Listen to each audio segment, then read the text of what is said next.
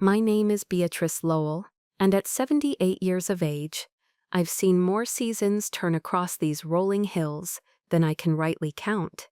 I've seen years of plenty, where the wheat grew so tall and golden it felt like the sun itself had taken root in our soil.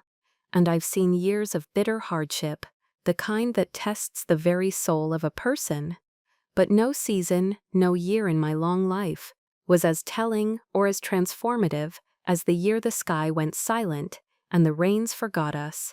It was the year my future husband, a man the entire county had dismissed as a foreign fool, taught us all the true meaning of foresight, of humility, and of growth. It was a lesson his own brother, my proud and stubborn neighbor, Alistair Blackwood, learned the hardest way imaginable, a lesson written in dust and desperation, a sermon delivered by a miraculous field of green in a world of brown. Before I tell you how a handful of strange seeds from India and a series of peculiar ditches saved not just one family estate, but the spirit of our whole community, I want to ask you something. Let me know in the comments where in the world you're watching from today. It always warms my heart to see how far these stories can travel, and if you've ever felt like your ideas were dismissed just because they were different, if you've ever been underestimated by the very people who should have believed in you the most, please hit that like button so I know I'm not alone.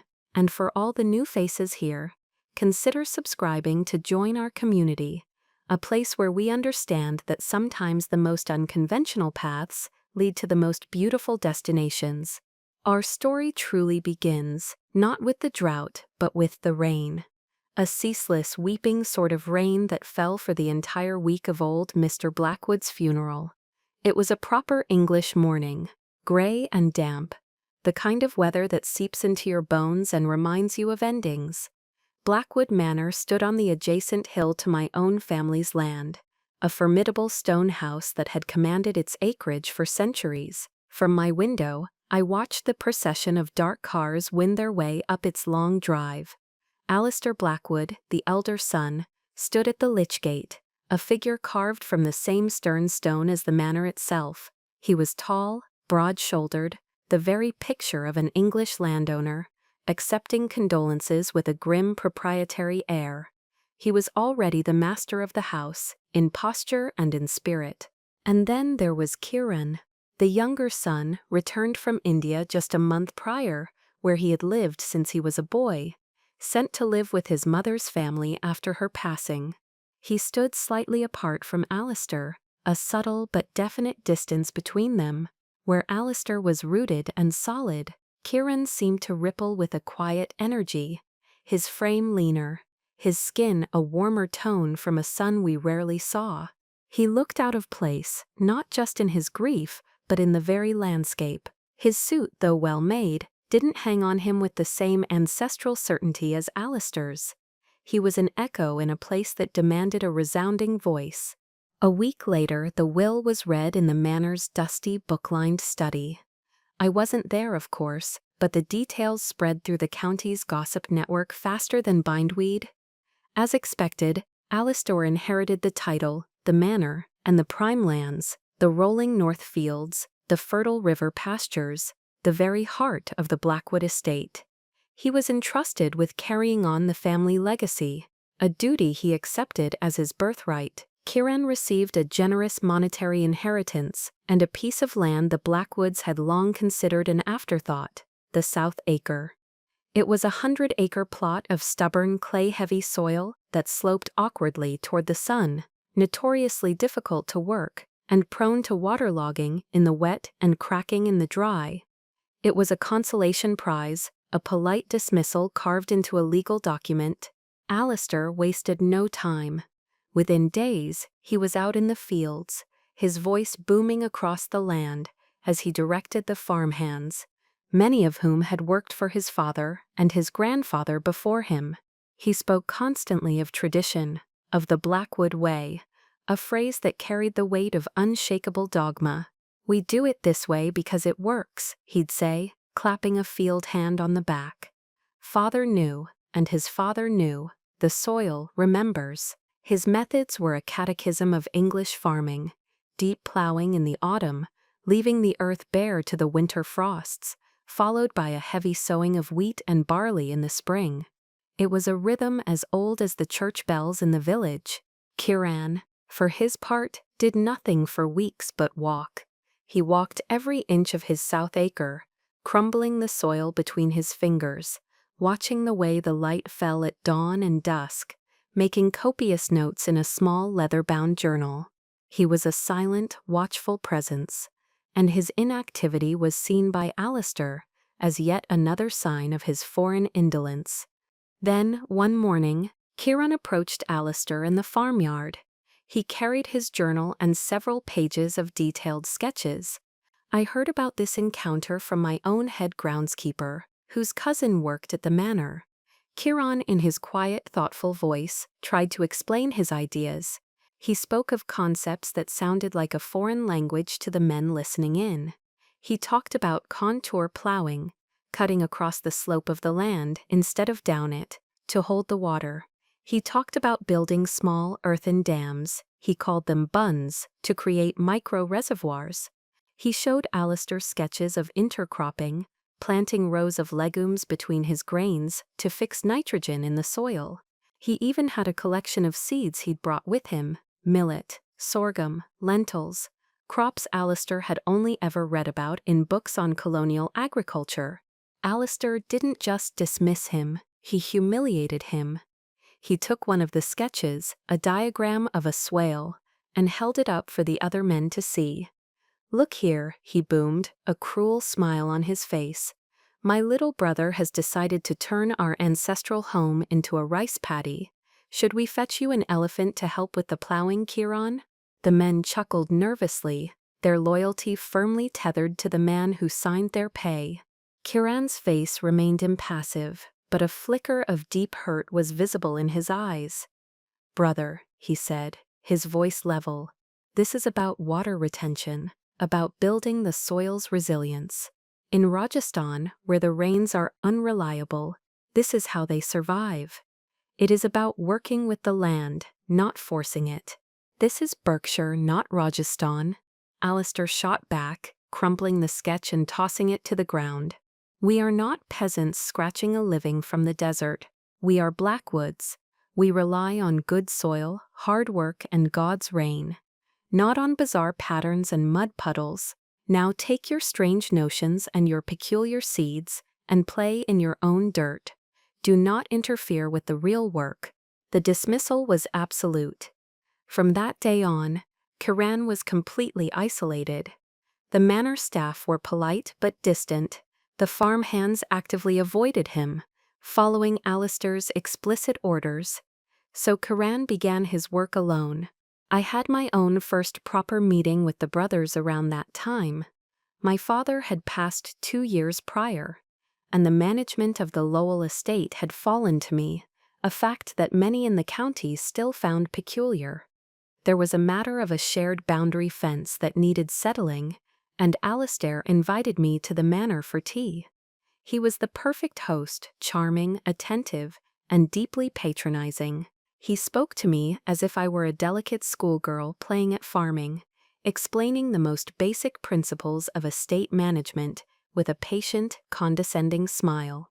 "Don't you worry your pretty head about crop yields, Beatrice," he said, patting my hand.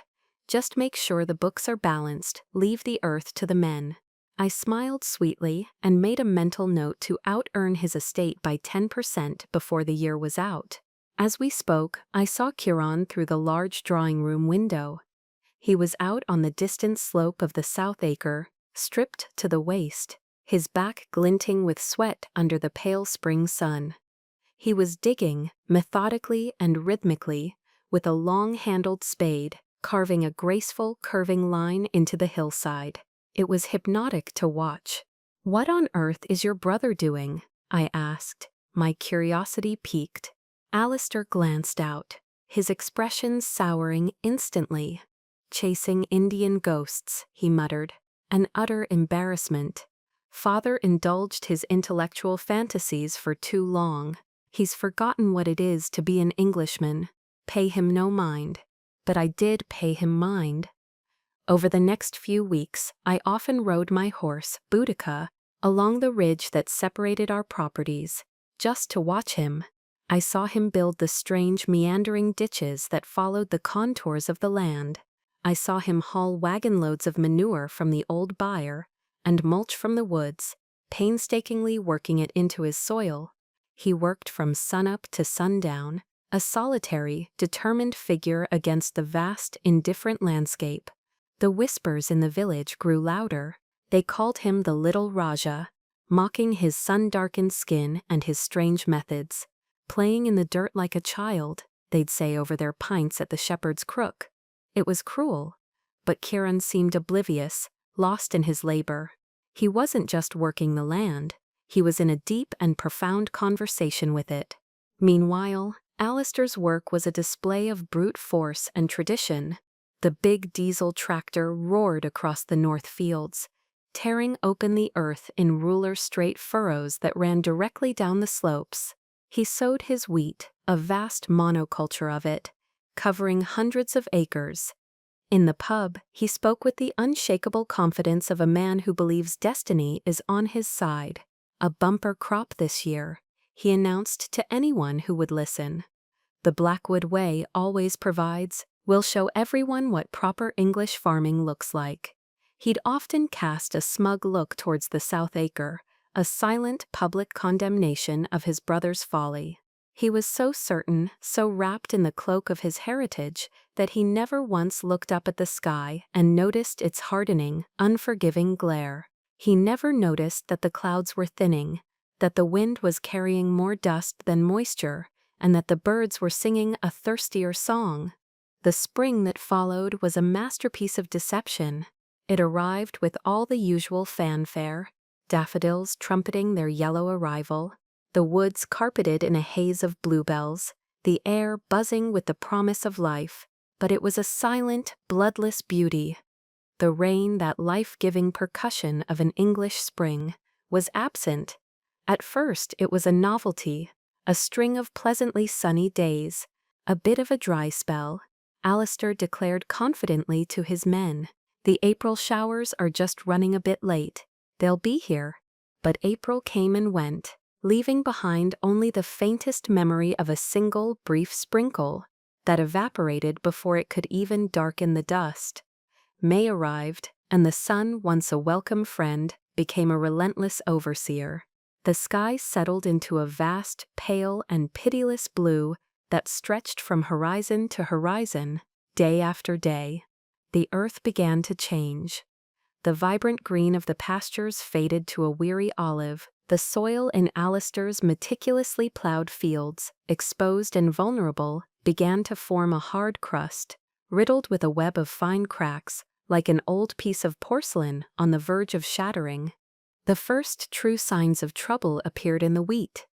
The young shoots, which should have been thick and vigorous, were stunted and pale. They seemed to be shrinking back into the earth, their slender leaves curling inward as if in pain. The farmhands, men who knew the land intimately, began to murmur amongst themselves. Their worried glances at the sky became more frequent, their faces etched with a deep ancestral anxiety. Alistair, however, projected an aura of unshakable faith. "It's a test," he'd proclaim, his voice a little too loud, a little too forceful. "A test of our resolve. The rain will come. It always does." But his eyes betrayed him. They were constantly scanning the horizon, searching for a wisp of gray that never appeared. It was during this time that the contrast between the two brothers' lands became so stark, it was almost shocking. From the ridge on my property, the Blackwood estate looked like two different countries stitched together. Alistair's fields were a study in brown and ochre, a landscape of impending failure. But Kiran's South Acre, against all logic, was a defiant patch of green. His contour trenches, which everyone had mocked, had become veins of life. They had caught and held every drop of the scant morning dew, every bit of moisture from the misty dawns, channeling it directly to the roots of his crops.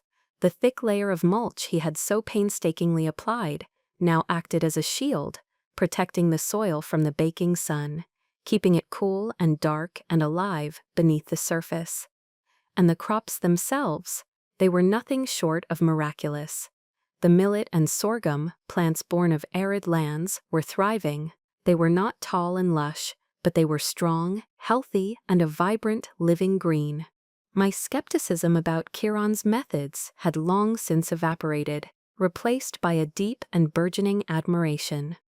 One sweltering afternoon, unable to contain my curiosity any longer, I rode Boudica down the slope and along the fence line until I reached the edge of his plot. He was carefully weeding a row of lentils, his movements economical and precise. He looked up as I approached, shielding his eyes with a soil-stained hand. He wasn't smiling, but his eyes were calm and welcoming. "Mr. Blackwood," I said, dismounting. "Beatrice Lowell, I hope I'm not disturbing you." "Not at all, Miss Lowell," he replied, his voice soft but clear. "It's good to see a friendly face." "I have to confess," I said, gesturing to his field, "I thought your brother was right. I thought this was madness. But my own fields are starting to burn, and, well, look at this." "How?" He straightened up, wiping his brow with the back of his arm. There was no trace of arrogance in his demeanor, only the quiet satisfaction of a man whose work is proving true. "It's not a secret," he explained. "It's just a different way of seeing. In England, you've had the luxury of farming against the weather. You plow deep, you sow, and you expect the rain to come and fix your mistakes. You treat the soil like a bank to be withdrawn from. Where I grew up, you must farm with the drought. You assume the rain will not come. So every single drop is sacred. You shape the land to welcome it, to hold it, to guide it where it's needed most. You feed the soil, so the soil can feed the plants, even when the sky will not." He picked up a handful of earth from beneath his mulch. It was dark, crumbly, and cool to the touch. "This is alive," he said simply. "Out there," he nodded towards Alistair's fields, "the soil is dying." I was captivated. He spoke of the earth with the reverence of a poet and the precision of a scientist. We talked for over an hour. He explained the symbiotic relationship between the grains and the legumes, how the deep-rooted millet broke up the compacted clay, how the lentils returned nitrogen to the ground. He spoke of the monsoon cycles in India, of the generational knowledge passed down by farmers who had weathered 1,000 years of climatic uncertainty. It was a philosophy, a complete worldview, condensed into 100 acres of green. As I rode home, I knew I had just met a truly remarkable man. Alistair saw the land as a birthright to be commanded. Chiron saw it as a partner to be understood. As June bled into July, the situation across the county grew desperate. The drought was no longer a topic of conversation. It was a physical presence, a weight on everyone's shoulders. The River Kennet shrank to a muddy trickle. Village wells ran dry. The government began issuing water rationing orders. Alistair's confident pronouncements ceased, replaced by a grim defensive silence. He grew thin, his face a mask of sleepless anxiety. His temper, always simmering beneath the surface, now flared at the slightest provocation. He began to see his brother's success not just as an embarrassment, but as a personal attack, an act of agricultural witchcraft. The final, ugly confrontation happened one evening at dusk. I was on the ridge again, watching the heat haze shimmer over the parched landscape. I saw Alistair striding across the dead fields towards the south acre, his posture rigid with anger. He stopped at the edge of Chiron's plot, a stark line between his world of dust and his brother's world of life. "What have you done?" Alistair's voice carried on the still air, raw and accusatory. Chiron, who had been inspecting one of his earthen buns, turned slowly. "I have done what I said I would do, brother. I have tried to save my crop." "You're hoarding it," Alistair yelled, his voice cracking with a desperation that was painful to hear. "You've done something unnatural. Your cursed ditches are stealing the moisture from the very air, stealing it from my land." It was the irrational cry of a drowning man, blaming the sea itself. The accusation was so absurd, so born of a mind twisted by pride and failure, that for a moment there was only silence. Kieran's reply was devastating in its quiet simplicity. "Alistair," he said, and his voice was filled with a deep, sorrowful pity. "You cannot steal what you were never willing to save. The moisture was there for you too, in the dew, in the mist. You simply let it run away. Your furrows showed it the quickest path off your land. My trenches asked it to stay." He then did something that I will never forget. He gestured to the largest of his fields, where the grain heads were full and ripening. "There is still time," Kieran said, his voice earnest. "Let me show you. We can build emergency contours on the north field. It might save a portion of the barley. We can still save something." He was offering an olive branch. In his moment of triumph, he was offering to help the brother who had scorned him, laughed at him, and insulted him. Alistair stared, his face a mess of conflicting emotions, rage, shame, disbelief, but his pride, that terrible, ruinous Blackwood pride, won out. He spat on the dusty ground. "I would rather watch it all burn than adopt your peasant magic," he snarled. He turned his back on his brother, on the offer of salvation, and stalked back toward the looming, silent manor house, a king returning to his kingdom of dust. The end came in the first week of August. It was a day of brutal, windless heat, the kind that feels like the world is holding its breath. The drought had finally won its war against the Blackwood estate. Alistair's magnificent north fields, the pride of his family for generations, were a scene of utter desolation. They were not brown anymore, they were gray. The wheat stalks, brittle as old bone, had long since given up the ghost. The soil had disintegrated into a fine, sterile powder. When a hot gust of wind finally stirred, it didn't rustle the crops. It lifted the very earth itself, sending clouds of topsoil billowing into the air like funeral shrouds. It was the complete and total death of a landscape. The farm was bankrupt. The legacy was broken. On that very same day, Kieran began his harvest. It was a quiet, methodical affair. He and 2-day laborers he'd hired from a neighboring village moved through the rows of millet, their scythes whispering through the healthy stalks. The sound was an impossible music in the silent, withered county. The lentil bushes were heavy with pods. The sorghum heads were fat and full. By any normal year's standard, it would have been a modest yield. But in this year, in this wasteland of a county, it was a staggering, unbelievable miracle. He had food, he had fodder. Most importantly, he had seed for the year to come. He had a future. The spectacle did not go unnoticed. Word had spread, and people came from all over to see it. The remaining Blackwood farmhands, their own jobs now gone, stood silently by the fence, their faces a mixture of awe and shame. Villagers who had mocked him for months now watched with a kind of religious reverence. The little Raja was no longer a figure of fun. He was a prophet.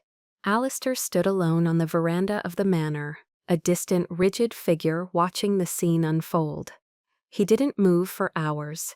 He just watched as his brother reaped the rewards of foresight and humility, while he stood amidst the ruins of his own arrogance. Every swing of the scythe on the south acre was another blow to his shattered pride. I watched it all from the ridge, my heart aching for the entire tragedy of it, for Alistair's ruin, for Kieran's quiet vindication, for the land itself. My own estate was hurting badly, but we had diversified years ago and had deeper wells. We would survive, but we would be scarred. The Blackwood estate, I knew, was finished. The bank would call in its loans, and the Blackwood Way would come to an ignominious end. And in that moment, a decision formed in my mind, as clear and sharp as a shard of glass. It was a risk, a gamble on a man I barely knew, but whose character I had seen tested and proven true. I urged Boudica into a canter, riding down the slope, not toward the great manor house, but toward the small green field where a future was being harvested. I rode right up to the edge of the crop and dismounted, the dust from Alistair's fields puffing around my boots. The onlookers parted, murmuring. I walked directly to Kiran, who had paused in his work, his face beaded with sweat, his expression one of weary surprise. I stopped before him, ignoring the stares, ignoring everything but the quiet intelligence in his eyes. "Mr. Blackwood," I said, my voice clear and strong, carrying on the hot, still air for all to hear. "You are a visionary. My father always taught me to invest in visionaries, not in traditions that have lost their way." I took a breath, my heart hammering against my ribs. "I have capital, my reserves are intact. You have knowledge that is more precious than water in this county right now. I propose a partnership, a joint venture. We will use my funds and your methods to save this estate."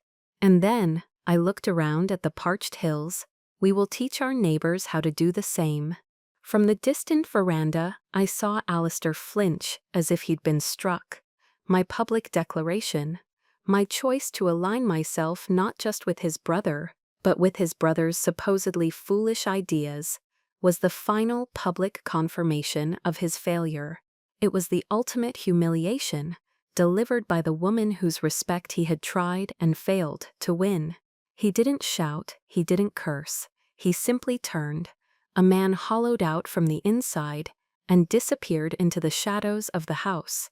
Kiran looked at me, then at the manor, a deep and complex emotion playing across his face. He then looked down at the head of millet he held in his hand, a symbol of his hard-won success. "I accept your generous offer, Miss Lowell," he said, his voice filled with gratitude. "But on one condition." He looked back towards the great house that had so thoroughly rejected him. "The partnership must include my brother. It is the Blackwood estate. We will save it together, or not at all." In that moment, he revealed the true depth of his character. He was not a man driven by revenge or a need to be proven right. He was driven by a desire to build, to heal, to restore, and in that moment, I knew my investment was sound. It was an investment not just in a new way of farming, but in a new and better kind of man.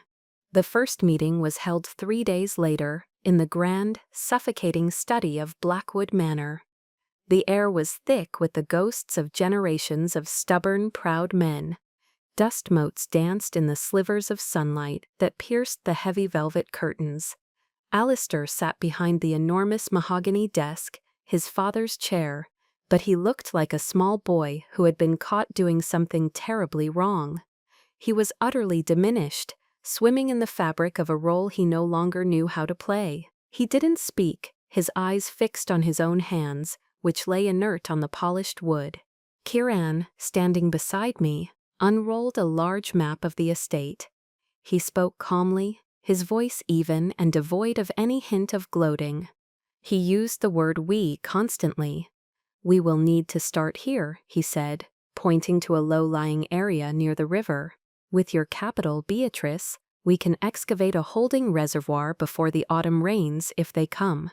We can use the earth from the excavation to build up the bunds on the north fields." He laid out a comprehensive plan, explaining how they would introduce cover crops to begin healing Alistair's ruined soil, how they would plant windbreaks of native trees, how they would integrate livestock in a rotational grazing pattern to fertilize the land naturally. He spoke not just of one harvest, but of a sustainable system designed to last for 100 years. It was a masterclass in ecological design, delivered in a room that had only ever understood domination. I added my own thoughts on the financial side, projecting costs and potential returns, outlining a staged investment strategy. The entire time, Alistair remained silent, a hollowed-out statue of a man. Finally, when Kiran had finished, there was a long, heavy silence. I thought perhaps Alistair would not speak at all. Then a ragged sound escaped him, something between a sigh and a sob. He looked up, not at me, but directly at his brother. His eyes were red-rimmed, his face pale with exhaustion and shame. "I was a fool," he said, his voice a hoarse whisper. "I was arrogant and proud, the way father raised me to be." He swallowed hard. "Everything you said was right. Everything I did was wrong." He finally looked down at his hands again, unable to hold Kiran's gaze. "I ruined it. Our legacy. I turned it to dust." He took another shaky breath. "I don't know anything about what you do, Kiran. But I am asking you to teach me." It was not a poetic apology. It was a broken man's confession, stripped of all artifice. It was the most honest thing I had ever heard him say. Kiran walked around the desk and placed a hand on his brother's shoulder. "We will learn together, Alistair," he said softly. And so the work began. The transformation of the Blackwood estate was a slow, arduous process. My first injection of capital paid for the heavy machinery to dig the reservoir and for wages for a full crew of workers. But the most difficult work was done by hand. Under Kieran's patient tutelage, Alistair learned. He learned the elegant curve of a swale, the proper depth for a contour trench, the science of a compost pile. I would often see them working side by side, the two brothers who had been separated by an ocean and an ideology, now united in the common purpose of healing the earth. Alistair, who had once commanded men from a distance, was now the first one in the fields and the last one to leave, his hands calloused, his face streaked with the dirt he was learning to respect. The power dynamic had completely inverted. Kieran was the teacher, the visionary. Alistair was the diligent, humbled student. During this time, Kieran and I were thrown together constantly. We planned over maps in the evening. We inspected the work during the day. We shared simple lunches of bread and cheese sitting on the newly built earthworks. I learned about his life in India, about the vibrant chaos of the markets, the profound spirituality of the people, and the harsh realities of a life lived at the mercy of the monsoon. He was fascinated by my life, by my practical, business-minded approach to farming, something he admitted he lacked. Our conversations were a meeting of two different worlds, a weaving together of his philosophical understanding of nature and my pragmatic knowledge of commerce. Our partnership, born of crisis, slowly and organically deepened into a profound respect, and then, just as slowly and naturally, it blossomed into love. It was a quiet, sturdy love, rooted in the same soil we were working so hard to save. A year can change everything.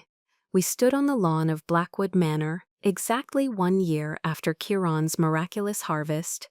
The drought had broken in a series of gentle autumn rains that had been gratefully captured by our new reservoir and the network of swales that now graced the hillsides.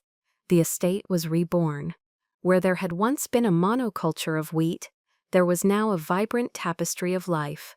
Fields of millet and barley were interwoven with strips of clover and alfalfa. The windbreaks had taken root, and the north fields, once blowing away as dust, were now protected and covered in a rich carpet of green manure, their healing process well underway. The Blackwood estate was not just saved, it was thriving. It had become a beacon of innovation, with farmers from all over the country visiting to learn from Kieran's methods. Alistair had found his place. He discovered a surprising aptitude for the business side of the new enterprise. He managed the accounts, negotiated with buyers, and handled the logistics with a sharp mind that had been wasted on blind tradition. He and Kieran had become a formidable team, their skills perfectly complementing each other. The ghost of their father's rigid legacy had been exorcised, replaced by a dynamic, resilient partnership. Their brotherhood, once fractured, was now stronger and more honest than it had ever been. And on that lawn, overlooking the thriving, healed land, Kieran and I were married. It was a simple ceremony, attended by friends and neighbors who had witnessed the transformation firsthand. Alistair was his brother's best man. During the reception, he stood to give a toast. He raised his glass, his eyes finding mine, and then his brother's. "To my brother Kieran," he said, his voice thick with emotion, but steady and clear, who taught me that the strongest roots are not those that cling blindly to the past, but those that are brave enough to seek out new ground. And to my sister Beatrice, who had the wisdom to see the harvest when the rest of us could only see the dust. Looking back now, all these years later, it's clear the lessons of that terrible year were about so much more than farming. That drought taught us that true strength is not in stubbornness, but in the ability to adapt. It taught us that wisdom can come from the most unexpected places, and that judging an idea based on its origin, rather than its merit, is the purest form of foolishness. Alistair learned humility, the painful but necessary lesson that you cannot command nature, you can only partner with it.